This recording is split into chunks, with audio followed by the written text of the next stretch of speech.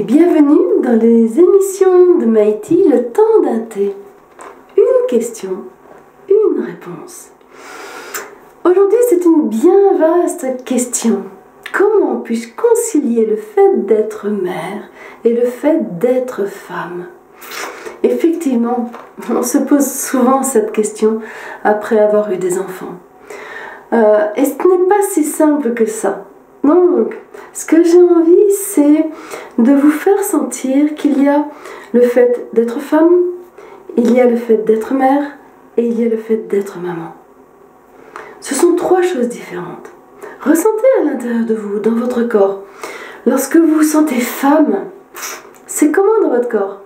C'est comment est-ce que vous bougez? C'est quoi votre interaction? C'est avec l'environnement, tout ça, c'est comment? Et si je vous dis là maintenant vous êtes mère, même si vous ne savez pas trop qu'est-ce que c'est comment dans votre corps? Et si je vous dis maintenant, là maintenant vous êtes maman.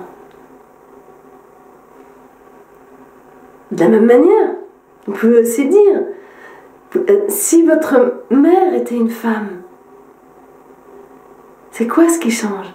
Si votre mère est une mère, comment vous la voyez? Et si votre mère est une maman, qu'est-ce que ça vous fait? Vous sentez bien qu'il y a des nuances entre les trois. La femme englobe tout ça. La mère est une facette de la femme. La maman est une facette de la femme. Et effectivement, mère et maman vont être très très intriguées puisqu'elles concernent la maternité. La différence entre les deux, c'est que la maman, elle aime bichonner son bébé, elle aime lui faire des petits câlins, des petits bisous, des petits trucs comme ça, elle aime jouer avec lui, elle va aimer rire avec lui, elle va aimer le faire rire en lui faisant des chatouilles, elle va aimer tout ce qui est la notion du jeu, que ce soit un bébé, que ce soit un enfant. La maman, comme le papa, sont principalement dans une notion de spontanéité, d'espièglerie, de jeu, de partage, de joie, de rire, de malice, de tous ces espaces-là. Ça, c'est maman ou papa de la même manière. Alors que la mère, vous vous rendez bien compte que dans la mère, il y a quelque chose qui a plus de poids. La mère a une certaine autorité et la mère va faire respecter la règle. Elle est responsable de la règle. Alors, des fois, il se peut que l'état de mère, ça soit partagé par l'homme et par la femme.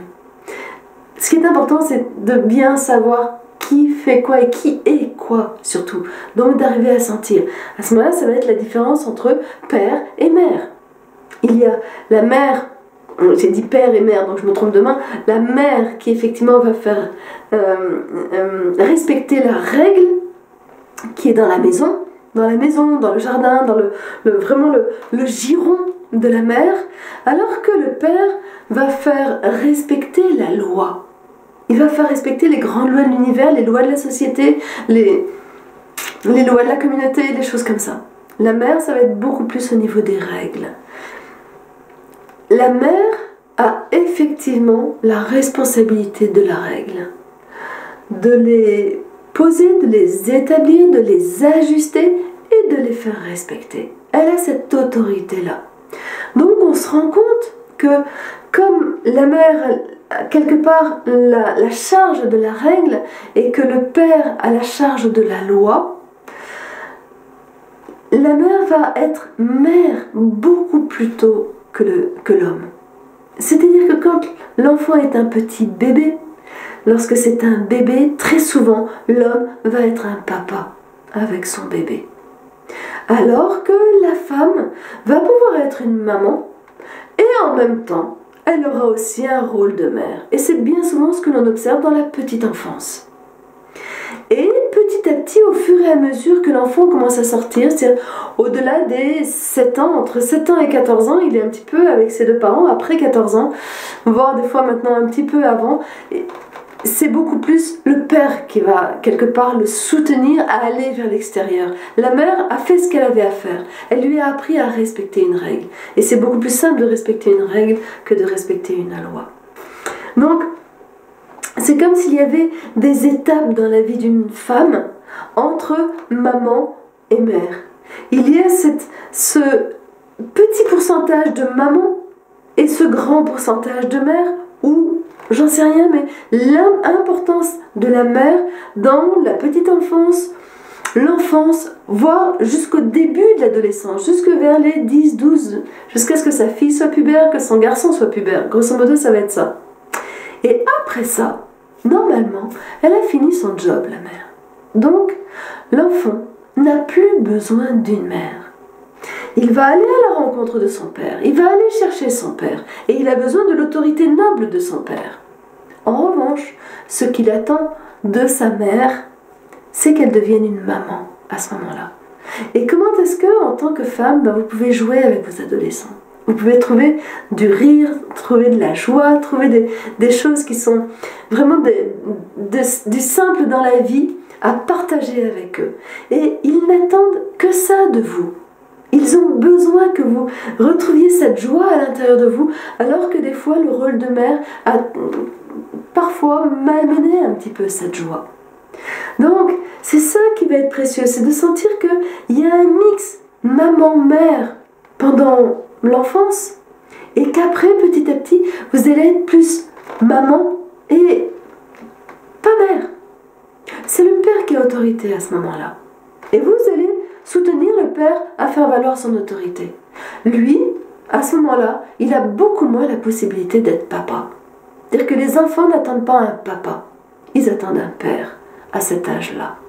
Imaginez-vous, si vous aviez eu comme ça un papa pendant votre enfance, et une mère qui soit bien là, même si elle pouvait être maman à certains moments. Et puis petit à petit sentir que votre père prenait de plus en plus la place, et qu'en même temps, il y avait le père et la mère, et qu'à un moment donné, il y avait effectivement l'autorité, pas une autorité coercitive qui écrase, une autorité noble qui soutient, autorité d'un père qui sécurisait, qui protégeait le périmètre quelque part quand vous commenciez à partir à l'extérieur. Ça ne veut pas dire pour enfermer, mais c'est waouh, ok, vas-y ma fille, vas-y mon fils, je veille. Même si tu peux faire tes expériences. Et qu'en même temps, vous ayez une mère qui soit une maman, avec qui vous pouvez échanger. C'est pas une copine, attention, c'est une maman, avec qui vous pouvez rire, avec qui vous pouvez faire des choses simples, avec qui vous pouvez danser, avec qui vous pouvez jouer. Donc, laissez respirer tout ça, sentir qu'il y a tous ces états dans la vie de la femme et qu'effectivement, concilier être mère et être femme, donc être maman-mère et être femme, il va y avoir un passage que j'aime beaucoup par rapport à ça. C'est comme si effectivement pendant la grossesse, vous êtes majoritairement mère et maman, majoritairement, voire 100%, 200%, des fois la femme elle est mise un petit peu sur le côté, oubliée, on a peur de la perdre et tout ça. En revanche, plus votre enfant va commencer à se déplacer, et le moment qui pour moi est primordial, c'est le moment où il va faire ses premiers pas d'homme, son premier pas de petit homme. À ce moment-là, il ouvre une voie pour que vous reveniez à la femme. Que vous reveniez à la femme, même si vous êtes encore mère. En revanche, c'est à ce moment-là qu'il faut nourrir vos espaces de femme avec qu'est-ce que vous faites dans la vie en tant que femme. En tant que mère, vous soutenez cet enfant à grandir. À un moment donné, il va partir. Ça va s'arrêter là. Même si vous êtes mère toute votre vie. Dans votre cœur. En revanche, qu'est-ce que vous ouvrez en tant que femme pour vous réaliser en tant que femme indépendamment de votre enfant? Pour que votre enfant ne soit pas votre réalisation. Sinon, vous le prenez en otage. Et votre femme ne va jamais tellement s'épanouir. Alors que votre enfant a besoin que vous soyez une femme qui aille vers elle, qui ose se poser, qui ose s'exposer, qui ose aller vers ce qui lui parle, vers ce qui la passionne. Il n'a pas besoin d'une mère qui se sacrifie pour l'accompagner dans la vie. C'est pas ça dont il a besoin. Il est venu chercher une femme. Et pendant un temps, effectivement, une mère et une maman.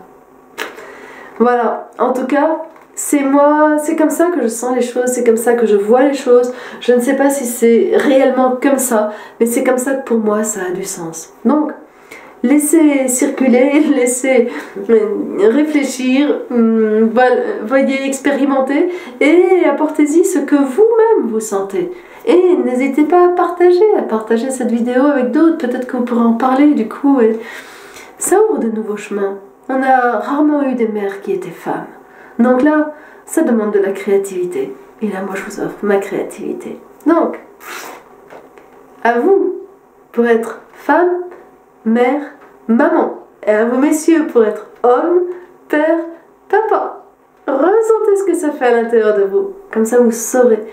Vous pourrez ajuster chacun de ces rôles quand vous les prendrez. À vous.